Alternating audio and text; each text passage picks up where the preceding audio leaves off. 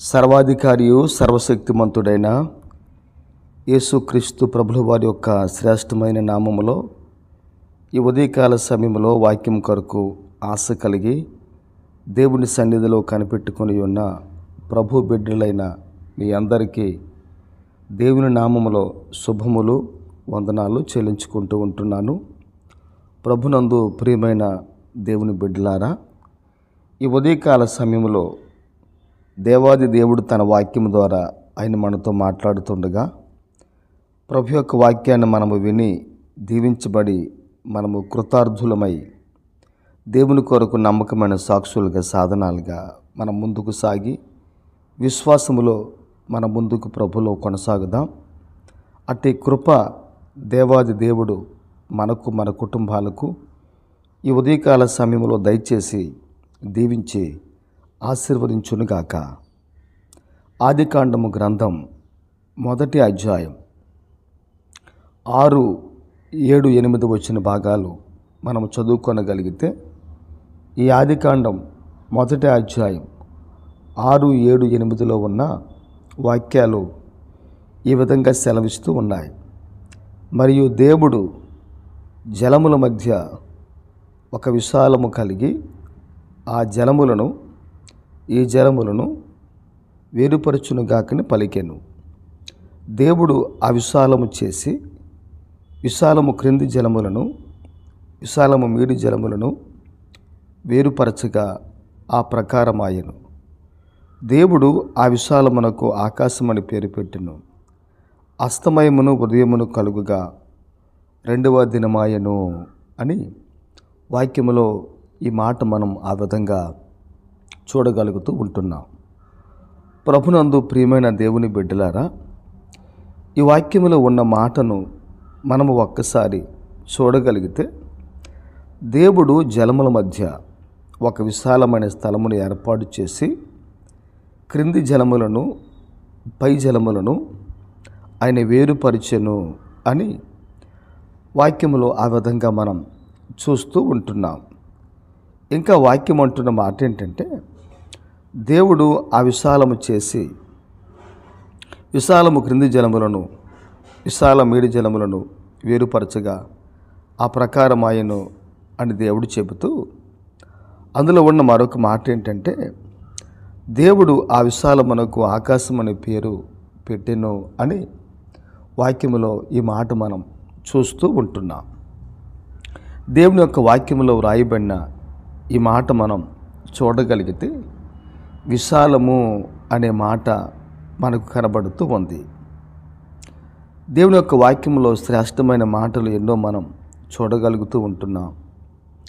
మరియు దేవుడు ఈ జలములకు ఆ జలములకు మధ్య, అనగా క్రింది జలములకు పై జలములకు మధ్యన దేవుడు ఒక విశాలమును ఏర్పాటు చేసెను అని బైబిల్ గ్రంథంలో ఈ మాట మనం ఆ విధంగా చూడగలుగుతూ ఉంటున్నాం. ఆ విశాలమునకు దేవుడు ఆకాశమని పేరు పెట్టెను అని ఈరోజు ఈ లేఖన భాగంలో మనం చూడగలుగుతూ ఉంటున్నాం. భూమి మీద ఉన్న జలములు, ఆకాశము పైన ఉన్న జలములను దేవుడు వేరుపరచడానికి మధ్యలో ప్రభు ఆకాశమును ఆ విశాలానికి పేరు పెట్టి ఆ విశాలమే ఆకాశము అని దేవుడు ఆ విధంగా పలుకుతూ ఉంటున్నాడు. బైబిల్ గ్రంథములో మనం చూడగలిగితే వాక్యం అంటున్న మాట ఏంటంటే, అస్తమయమును ఉదయమును కలుగుగా ఒక్క దినమాయెను అని బైబిల్లో మనం చూడగలుగుతూ ఉంటున్నాం.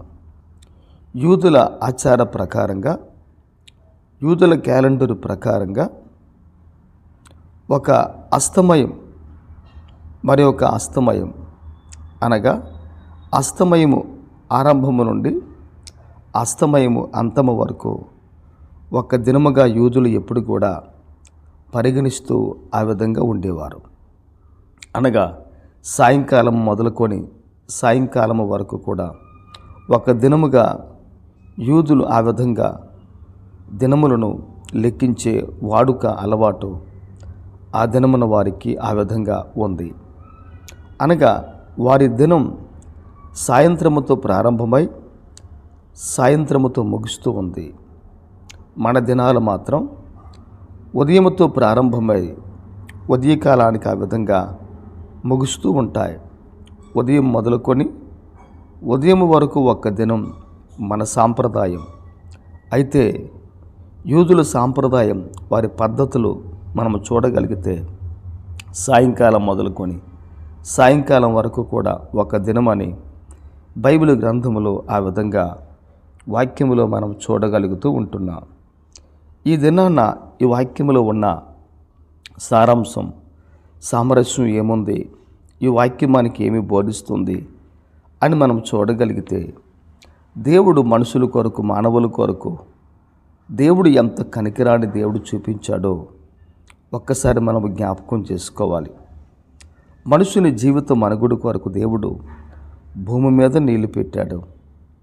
అదేవిధంగా ఆకాశము మీద కూడా నీళ్లు దేవుడు పెట్టాడు అని ఈరోజు మనము గమనించాలి. ఈ రోజున ఒక మనుషుడు శారీరకంగా జీవించడానికి భూమి మీద ఆకాశము పైన నీళ్లు దేవుడు పెట్టి, ఆ మధ్యలో ఉన్న విశాలానికి దేవుడు ఆకాశము అనే పేరును, ఆ నామకరణం దేవుడు చేశాడు అని ఈరోజు మనము గమనించి ఆలోచించాలి. భౌతికంగా మానవ యొక్క జీవిత మనుగడ కొరకు నీళ్లు ఎంత అవసరమో, అదేవిధంగా ఈ లోకములో ఒక వ్యక్తి దైవికంగా ఈ లోకములో జీవించి ఒక దినాన జీవితాన్ని ముగించిన తర్వాత ఆ పరలోకానికి వెళ్ళాలంటే, భూలోకములో జీవించిన వ్యక్తి ఆ పైన ఉన్న పరలోకానికి ఒకరోజు వెళ్ళాలంటే ఈ వ్యక్తికి కూడా ఈరోజు నీళ్లు అవసరము అని మనము గమనించి ఆలోచించాలి.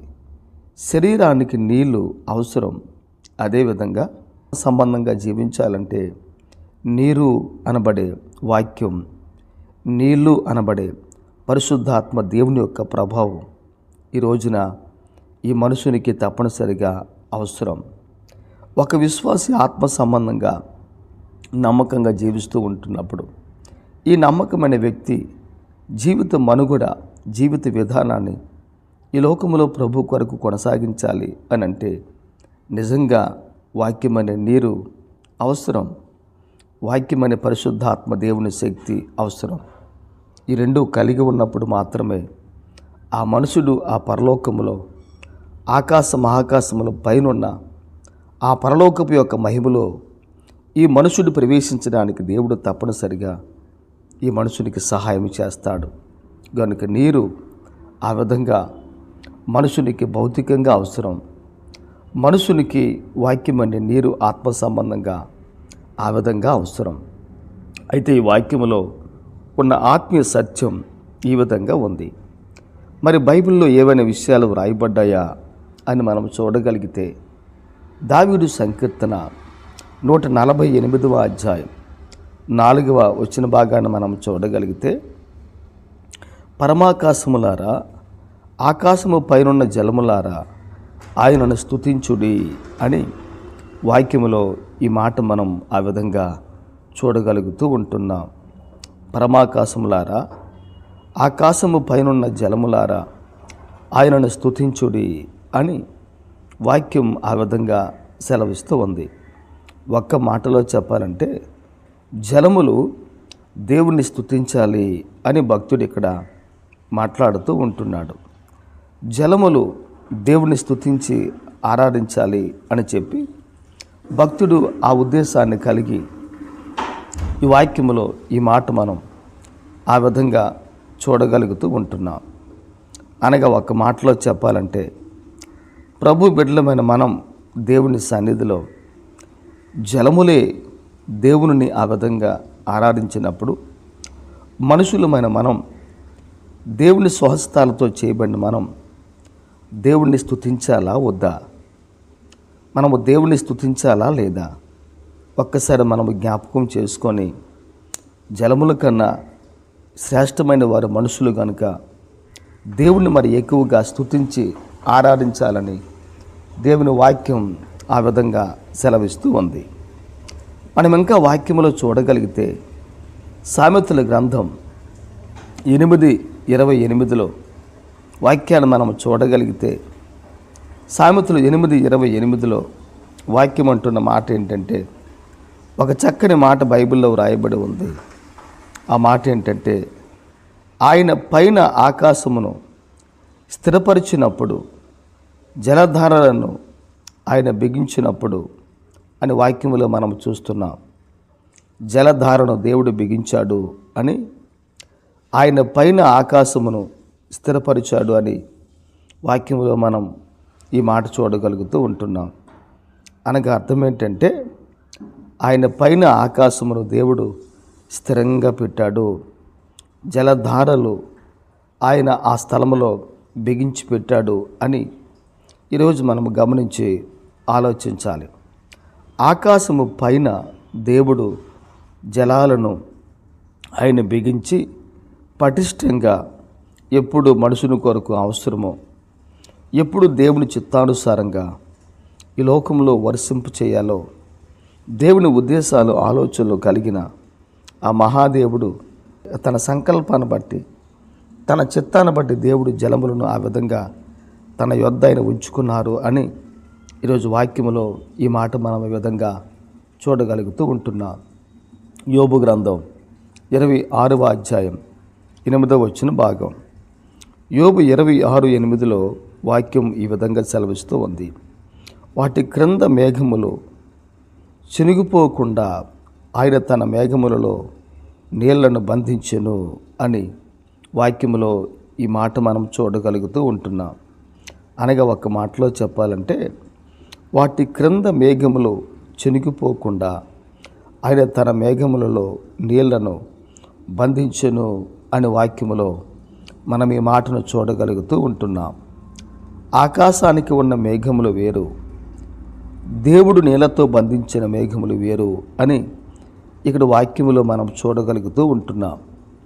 దేవుడు నీళ్ళ కొరకు ఒక మేఘమును, ఆకాశము కొరకు ఒక మేఘమును దేవుడు సిద్ధపరిచి వాటి క్రమము ప్రకారముగా దేవుడు వేటిని ఎప్పుడు ఏ విధంగా బంధించి పెట్టాలో దేవుడు వాటికి ఒక రక్షణ కవచాన్ని, వలయాన్ని దేవుడు ఆ విధంగా ధరింపు చేశాడు అని మనం ఈ వాక్యంలో చూడగలుగుతూ ఉంటున్నాం.